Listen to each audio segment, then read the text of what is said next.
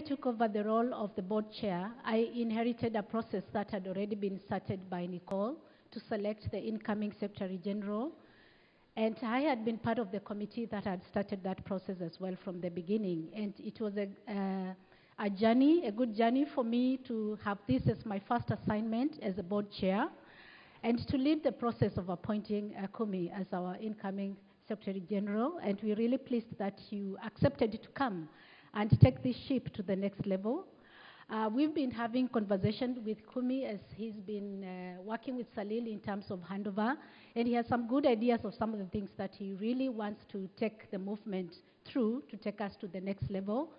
But when we speak with him from a board perspective, there are key things that are important for us, and one of them has just been discussed and asked about here is growth.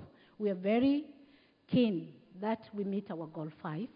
And so, as a board, we supervise you to get us to goal 5. And that is one of the priorities that we've set for him. And we do know with confidence that we will make the right steps towards getting closer to attaining 25 million through his guidance. And perhaps we will get to the number in terms of finances.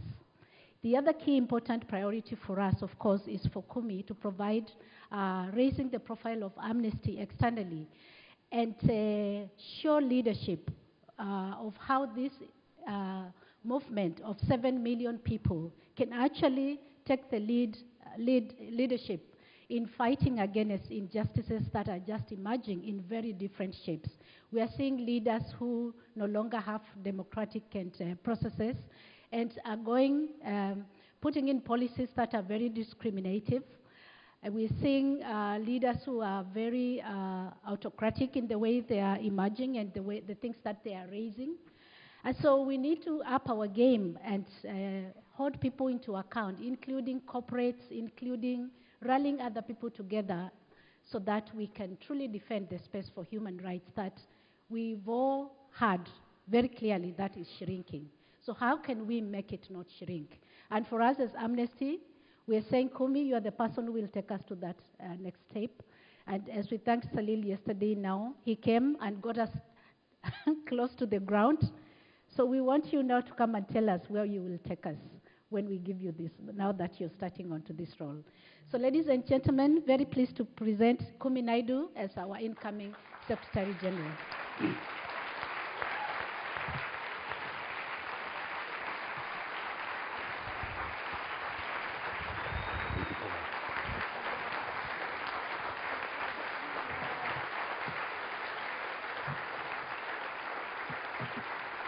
Thank you. Thank you, Makwali, for that very kind introduction. Friends, colleagues, ladies and gentlemen, my dear brothers and sisters. I want to start by first thanking Makwali, the International Board, and all of you for taking a risk in appointing me, because I realize you have taken a big risk, because as the President of the United States has declared, not only me, but both Makwali and I both come from shithole countries. So I realize you're taking a big risk, and I hope that we'll prove President Trump wrong. I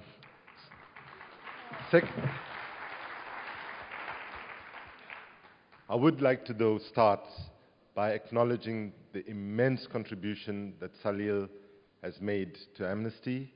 It's a journey that I was sort of walking alongside him because I was doing the same process at Greenpeace. Some of you might remember I was at the I think it was the special chairs meeting, chairs assembly in the Netherlands, where Salil asked me to come and talk about the pain of change that Greenpeace was going through and some of what perhaps we could have learned. I was just thinking, sitting here, looking at Salil and another person in the audience, and I thought about a moment in 2006 when Salil and I were sitting in Kaliti prison in Addis Ababa, he being the head of the UN Millennium Campaign, me being the chair of the Global Call to Action Against Poverty, which was a voluntary role, and Secretary General of Civicus. And we were there to try to meet two colleagues who were in prison. And at that time, Amnesty wasn't in the conversation. And I'm so happy to say that Salil, me, and one of the two people, and that is Netsenet Demisi, are now all part of the Amnesty family, and I'm very happy to be here. I have long considered Amnesty to be one of the most precious global assets that humanity has to advance peace, justice, human rights, and social inclusion. And for all of those reasons, I am deeply, deeply grateful to meet what I consider the global leadership of our movement. And I've enjoyed tremendously the multiple conversations I've had with you in different settings over the last couple of days, some very early in the morning, some very late at night. And I'm sure I've not got one-to-one contact with all of you, but I just want to assure you that part of what my commitment right now is to ensure when I start is to engage in a deep listening exercise with each of the sections, each of the regions, with each of the parts of the International Secretariat, and also to dialogue with some of our allies in the broader human rights movement to ensure that that process will ensure that something that Salil did over the last 2 months does not go in vain. Because I can tell you without any shadow of doubt, there is no person in the history of this planet that has received such a thorough induction as I have. Salil did it in 3 different locations over 11 full days. And again, to his testament, he took it with absolute professionalism, care for the future of the movement. So I just want to say, as of when I start shortly, anything goes wrong, I make any mistakes and any missteps, it's certainly not going to be Salil's fault because he's done the handover as best as he could have. And I'd really once again like to thank you for that, but also to thank you for all that you've done to getting to this point. Thank you, Salil.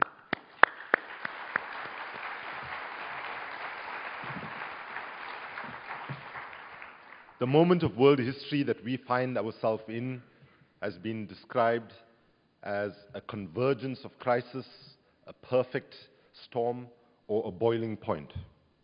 What we have seen is that various, whether it's human rights, poverty, which relates to economic and social rights, climate and environmental rights, and so on, all of these issues have actually bubbled up at the same time. So when we are facing these brutal challenges, and nobody in this room has any illusions, I believe, from the conversations I've had with you about the moment we find ourselves in. Many of you are facing the brunt of it, whether facing criminalization in Hungary or living in the shadow of deeply hostile governments in India or Philippines, or confronting President Trump's horrific excesses in the United States. It seems very apt that we're having our discussions here in Poland, where the government has launched a major assault on judicial independence as well as on women's rights.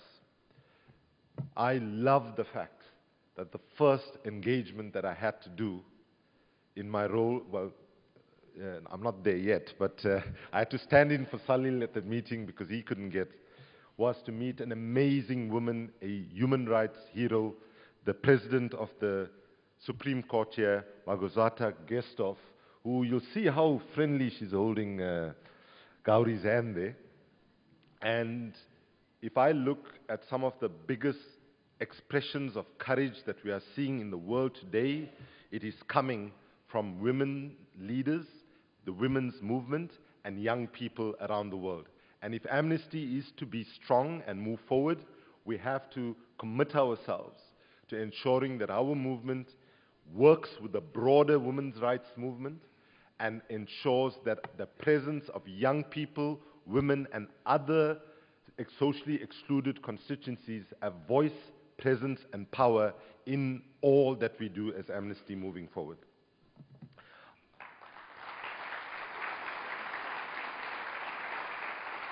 I want to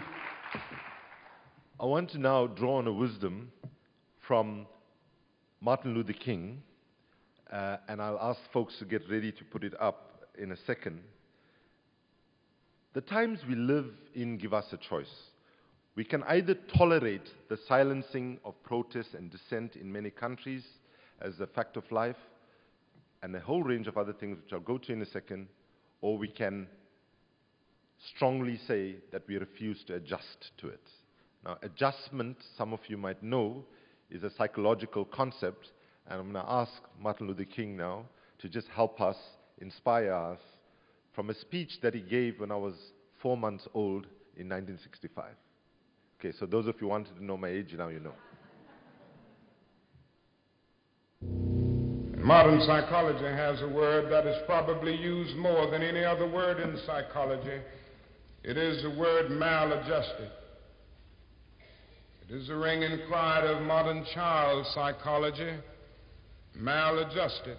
Now, of course, we all want to live the well-adjusted life in order to avoid neurotic and schizophrenic personalities. But as I move toward my conclusion, I would like to say to you today, in a very honest manner, that there are some things in our society and some things in our world for which I'm proud to be maladjusted. And I call upon all men of goodwill to be maladjusted to these things until the good society is realized. I must honestly say to you that I never intend to adjust myself to racial segregation and discrimination. I never intend to adjust myself to religious bigotry. I never intend to adjust myself to economic conditions that will take necessities from the many to give luxuries to the few and leave millions of God's children smothering in an airtight cage of poverty in the midst of an affluent society.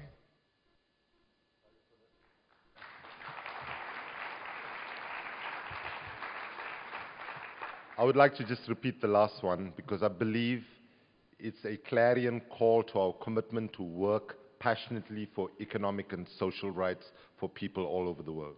I never intend to adjust myself to economic conditions that would take necessities from the many to give luxuries to the few when millions of God's children are smothering in an airtight cage of poverty in an affluent society. You was talking about the United States in 1965. If anything, if it was valid then, it's 1,000 times more valid in the United States, and it is valid across the world. And therefore, the times that we now live give us a simple choice. We can either tolerate the silencing of protest and dissent in so many countries as a fact of life, or we can be maladjusted to it. We can either get used to 34,000 people drowning in the Mediterranean, trying to reach safety in Europe, or we can be maladjusted to it. We can either get used to hospitals and schools being bombed in Syria and Yemen, or we can be maladjusted to it. In fact, in a longer version of the speech, Martin Luther King says, I now call on decent people around the world to come together to set up a new international movement, international organization to be known as the International Association for the Advancement of Creative Maladjustment. Now, I say to you, when I look at you, we should proudly say that we are the creatively maladjusted ones and not be apologetic about it, because the status quo is broken, the system of governance is broken, the system of economy is broken, and we have to not collude with that system. We have to be not pushing for incremental small changes and rearranging the deck chairs on the Titanic as humanity sinks, but we have to have the boldness now to ask the questions about what fundamental changes need to be made to ensure that all three generations of rights, including of course, civil and political rights, and I should note parenthetically that 10 years ago, people like myself naively thought that actually civil and political rights is largely okay. We can put more and more effort into economic and social rights and environmental and cultural rights and so on. But sadly, thanks to the places in the world that supposedly in the past were champions of civil and political rights, and governments that were champions, because of their conduct now, we are actually moving backwards and have to address civil and political rights as well. Now, you might be wondering why I'm not starting immediately, because actually, to be honest, I've done 6 weeks of work already just in the induction. But I'm honoring a commitment that I'd made to the Nelson Mandela Foundation to commemorate the 100th anniversary of Mandela's birth, which is on 18th of July. And I will be joining the Nelson Mandela Foundation next week. Let me say these words very carefully. Climbing Mount Kilimanjaro. And the hope is that on the 18th of July, we will summit on his birthday. And the operative word there is hope in my case. And then I hope when I get back down, I'll be energized and ready to take on this leadership. But I evoke Mandela for two reasons. Mandela once said, "It always seems impossible until it is done." I assume that when Salil first stood up and said, moving closer to the ground, a lot of people with good intentions had looked at it and said, this looks impossible. But now that it's more or less done, we look back and say, actually, it was always within our capability of doing. The second thing he taught us is about courage. And it's important to understand that courage is not the absence of fear. Courage is the overcoming of fear and the triumphing of it. I am fearful in many situations that I find myself. As the leader of a new African social movement over the last 2 years called Africans Rising for Justice, Peace and Dignity, with the support of Amnesty, I should acknowledge, in a mission in Cameroon, where our delegation got stopped at 4 roadblocks in one evening. I can tell you, each time we got stopped, the heart jumps out of the body. But thankfully, we had a priest with us, and every time we got stopped, he got out and he put his big cross in front of him and greeted the army, and that seemed to have saved us in that context. But I want to stick on the question of courage and make a point. I know that we are discussing the question of the role of civil disobedience in Amnesty, but I want to put on the table where I stand on it. If history teaches us anything, if we look at all the great movements of our time, whether it was the movement against slavery, colonialism, a woman's right to vote, civil rights in the United States, and many, many more, all those movements only move forward when decent men and women stood up and said, enough is enough and no more. We're prepared to go to prison if necessary. We're prepared to put our lives on the line if necessary. And I want to say that in the realities that we face in the world today, we should anticipate that our activism will bring, in fact, if our work does not invite repression, then I would almost argue that in fact we are not doing our work well enough. So we have to psych ourselves up and prepare that in fact whatever challenges and attacks that we are facing, it is going to intensify. The next point I want to briefly make is that the women's movement some years ago gave us a very, very powerful idea and concept, but a rather awful word. Anybody knows what it is? Intersectionality. Okay, it's not a very nice word, but the power behind that word and the concept is extremely important. That for a long time, and over the last 20 years, Amnesty has made some very amazing changes in the direction. If you operated like me in the international NGO environment, there was like a human rights silo, a development silo, an environment silo, and so on. We need to understand how those issues are intersecting, and only when we understand all of those intersections, and many more. For example, how do we engage with the movements that are working with people living with disabilities? How do we intersect with the movements of people working on indigenous rights? How do we intersect with the LGBTI movement? And it's not a question of us engaging with these movements as if we are holders of greater truth and sort of status. We have to humble ourselves, listen to those movements, understand where they are, and then evolve relationships of respect and mutuality, so that 5 years from now, when we go to a majority of countries in the world and we ask people is Amnesty a reliable, trusted, and faithful partner to the grassroots struggles that are happening, the answer should be yes. Maybe for some of you in some of your countries already the answer is yes, and I say well done. But I know for sure, because I live in the real world too, that in many countries in the world, the answer will be different. And I'm just going to hold up a little bit of a mirror on this, on a few things. So, for example, I'll just tell you that some reactions we got after the announcement was made, right? People said, yeah, so how big is Amnesty these days? How many financial supporters that they have, for example? And I think the figure I gave was 3 million. And one reaction got, 3 million? That's not really a movement, that's a cult.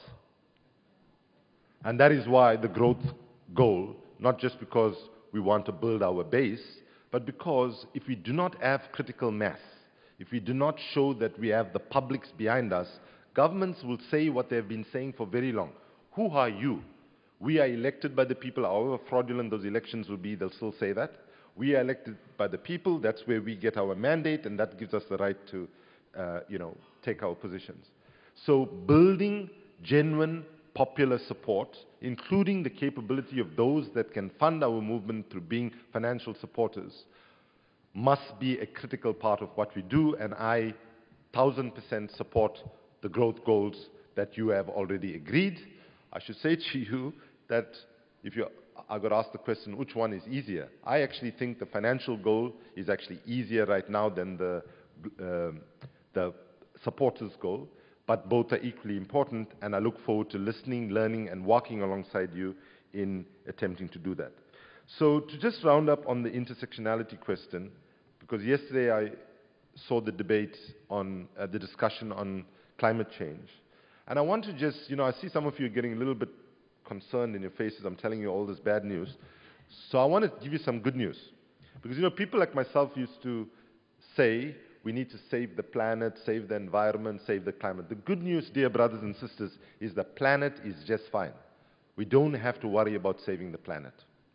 Because if humanity continues on the path we are, the end result will be that we warm this planet up to a point where our water resources are gone, our soil resources are gone, therefore we cannot grow food. And the end result basically would be, we will be gone, the planet will still be here. It will be bruised, battered, and scarred by humanity's crimes. And the good news is, once we become extinct, the forests will recover, the oceans will replenish, and so on. So don't worry about protecting the planet. Understand that addressing climate change is about protecting our children and their children's future. And every right that Amnesty has cared about is involved in it. Of course,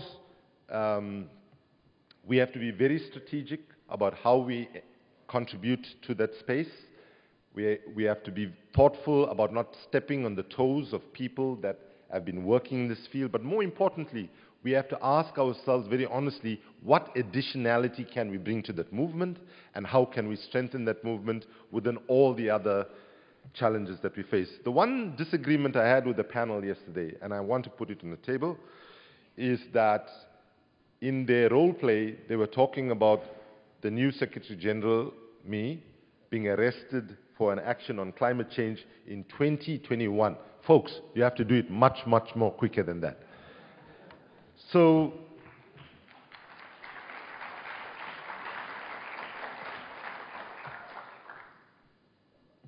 to conclude on a message of hope, much as the challenges are big, I have learned from actually my younger brother, when he was in prison in South Africa in the 1980s, smuggled a letter out to me, and one of the most important things he said in the letter, after being in solitary for about 6 months, he said, I've come to realize that the struggles for justice are not determined by the immense sacrifices of the few, but the modest sacrifices of the many. And for Amnesty, we have to, in moving forward, recognize that people live complex lives. Some can be full-time volunteers, some can contribute 5 telephone calls, some can open a door to a donor. We have to be very inclusive in the way that we embrace the multiple energies that are out there and create the possibilities for Amnesty to be a fully people-centric movement.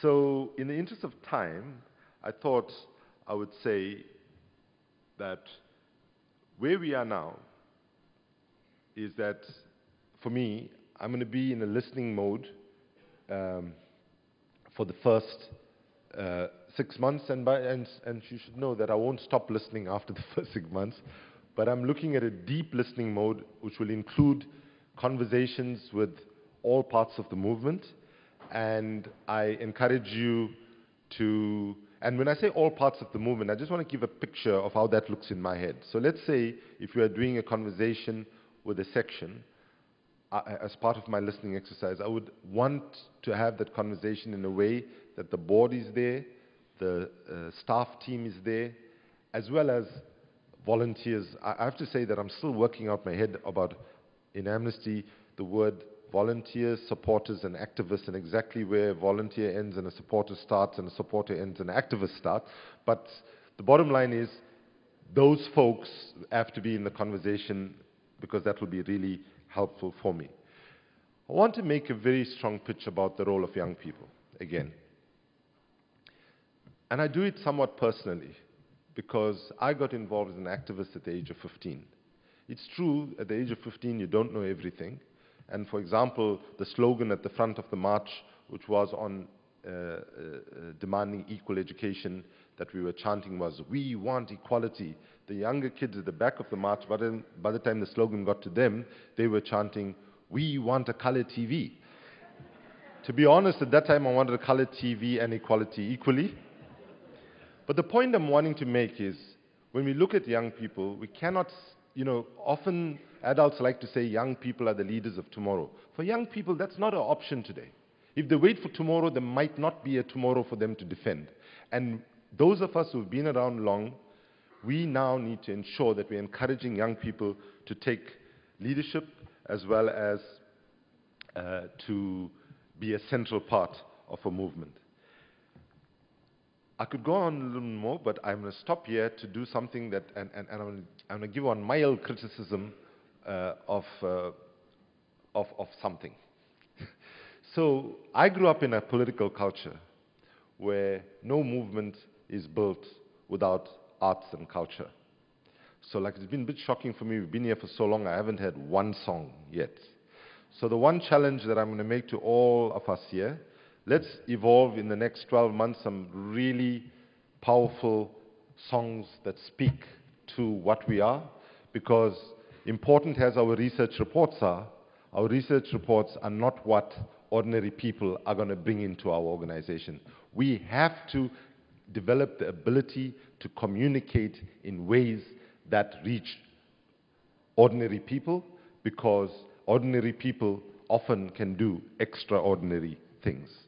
So in conclusion, I'm going to do a little bit of exercises now, but let me just end with this quote. If you are anything like me, I'm sure that there are days right now that you are really struggling when you look at what's happening in the world, what's happening in your own country, and a sense of the closing of democratic space and so on. So I want to evoke a wisdom from Mahatma Gandhi. Gandhi once said, it was quoted yesterday as well, first they ignore you, then they laugh at you, then they fight you, and then you win. The good news is they're not ignoring us, they're not laughing at us, they're fighting us, and if Gandhi was right, that means we are one step away from winning, and let's hold on to that. Because the worst thing would be is if they were ignoring us and laughing at us. The fact that they're fighting us means that we are worth fighting because we have power, capability, and values that they are threatened by.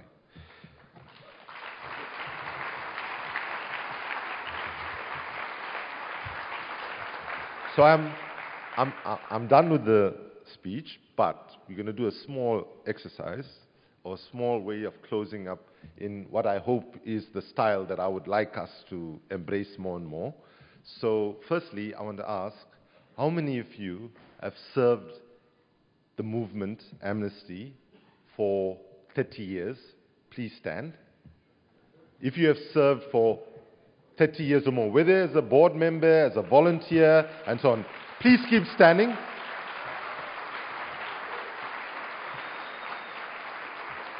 Please keep standing, right? 30 years or more, huh? Okay. 25 years or more. No, you keep standing. 25 years or more. Okay. Now all of you, please come onto the stage. Please join me on stage. All of you are standing, please come onto stage quickly. Let's move quickly. Right? While they are doing that, can you take that corner there with them? While we're doing that, I want to call upon all the youth delegates that have been participating in a very vibrant discussion for the first time to join me on this side.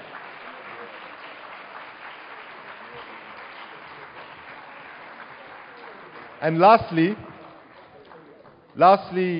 I believe one of the things that Amnesty must continue doing and to do even stronger, and that is to address the question of invisibility in our movement in terms of ensuring that historically, socially excluded and marginalized communities are always there. But this is a different kind of invisibility that I'm going to talk about, because we would not have been able to have this meeting over the last 3-4 days were it not for the critical input of people that are largely invisible in our meetings, and that is for this band of dedicated volunteer interpreters. So I'm asking the interpreters, who I already know that I'm calling them, to all come and join us on stage.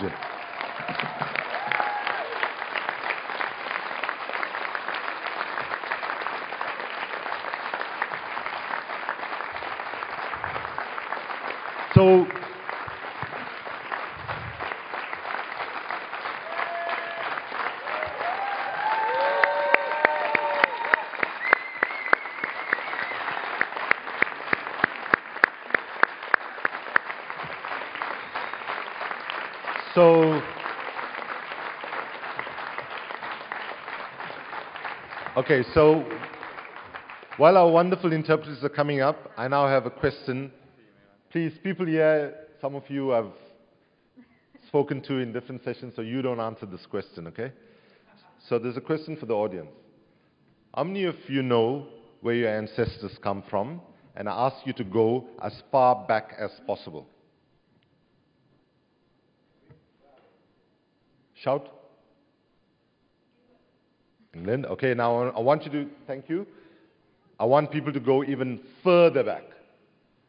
There are certain people I'm looking at, I know they got the answer, so. India. Okay, great. I want you to go further back. Ashfaq.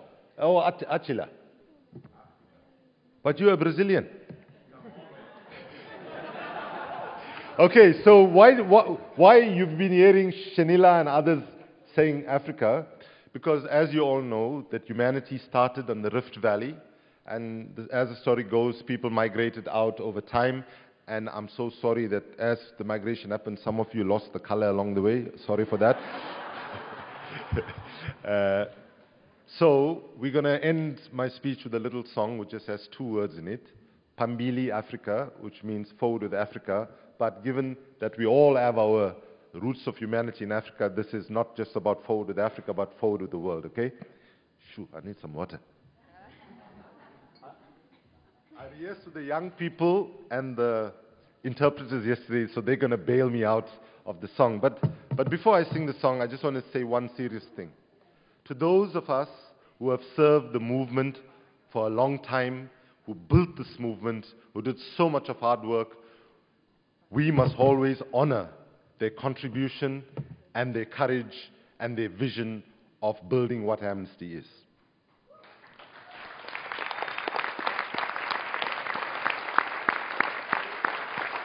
And here I'm talking not just staff, but not just board members, but the volunteers and the supporters and so on, all of them. Now, what I think we need to ask of those people who made Amnesty is to also now recognize that maybe there were certain things in the way that we operated at that time that made sense, that was appropriate for that time, that as humanity is moving forward, we need to ensure that we are always fit for purpose.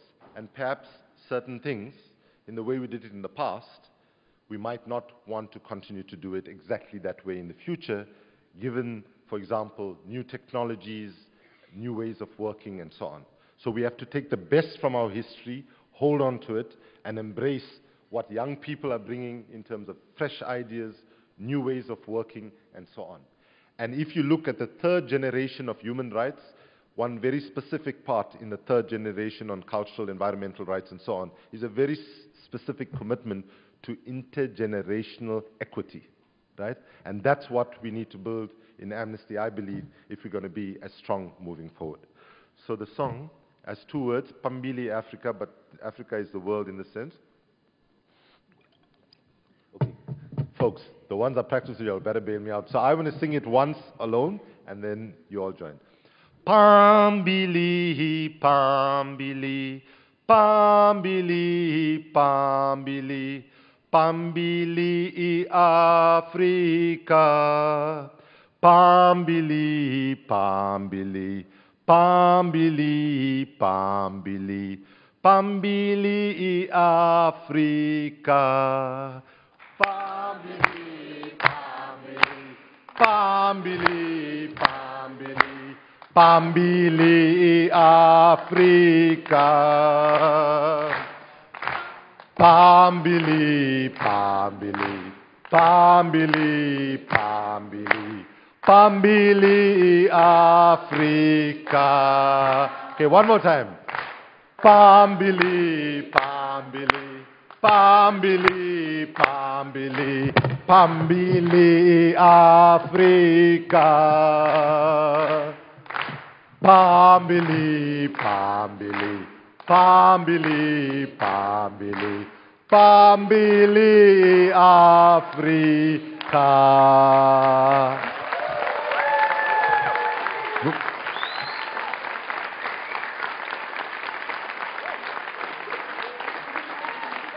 Muchas gracias. Merci beaucoup. Asante sana. Sheshe. Shukran. Shukriya. Thank you very much to the people who built Greenpeace, who have that long... oh, bugger. It was... okay, I promise. I've made this mistake about 4 times already, including at the press conference. I promise you that in 6 months, I won't make the mistake again. So, but I just want to say, in thanking and acknowledging those that have contributed already, we are not saying that we don't want more. We really need those that have been around to continue to contribute, and we need their wisdom and guidance. And to the younger people, this movement needs you to be strong, and we look forward to your participation, your leadership, and your input. And to all of you, thank you very much for welcoming me so warmly. Thank you.